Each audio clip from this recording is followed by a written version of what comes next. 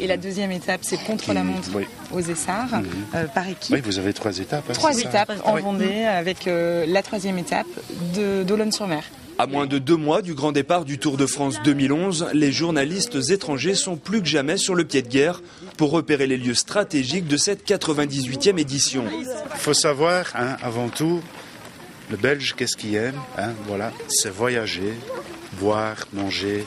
Alain Bloykens, journaliste belge pour le premier quotidien flamand, découvre le passage du Gois, lieu atypique de la Vendée et du départ de l'édition 2011 du Tour de France.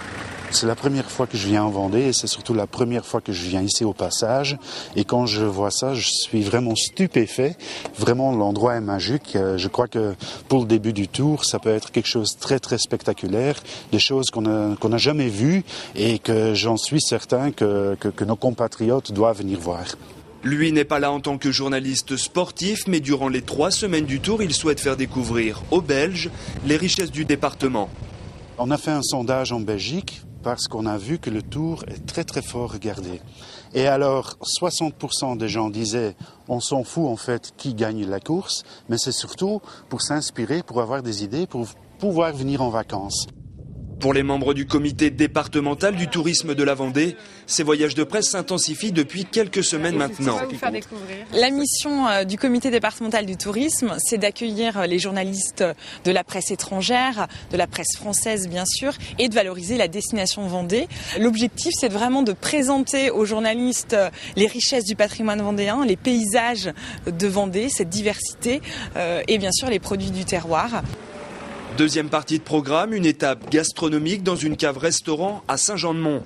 Après les marais salants et les pommes de terre de Noirmoutier, une dégustation de vin des fiefs vendéens. Objectif, faire découvrir les bonnes adresses. On a connu une période que tout le monde était un peu parti pour l'exotisme du Nouveau Monde. On est retourné aujourd'hui vers la France et surtout vers des appellations qui sont moins connues. On en a marre un petit peu des grands noms comme Bordeaux et Bourgogne et tout ça. Et vraiment, c'est là où il y a l'intérêt pour les fiefs vendéens. Ce sont des vins qui sont hyper bien faits, encore pas trop connus. Et on est vraiment à la recherche des nouveautés. Et je crois que c'est le grand atout des fiefs vendéens.